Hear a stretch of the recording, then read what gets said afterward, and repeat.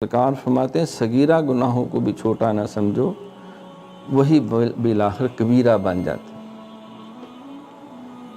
جو بڑے بڑے ڈاکو اور قاتل ہوتے ہیں وہ ماں کے پیٹ سے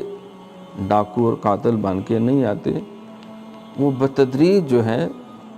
وہ پہلے دن یا دوسرے دن سکول میں وہ پہلے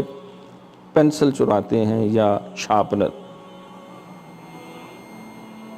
پھر جو ہے کوئی کتاب چوری کر لیتے ہیں، پھر جب موقع ملے تو بستہ لے اڑتے ہیں، پھر اور دلیر ہو جائے تو کسی کا سائیکل لے کے نکل جاتے ہیں، پھر اور غلط لوگ مل جائیں تو کوئی موٹر سائیکل چوری کر لیتے ہیں، پھر وہ کسی گینگ کا اور برے لوگوں کا وہ حصہ بن جاتے ہیں، اور بالآخر وہ پھر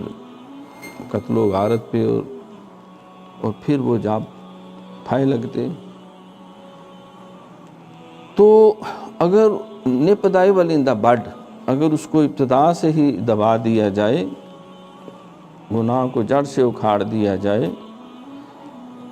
اور ان لوازمات سے بھاگ جائے انسان،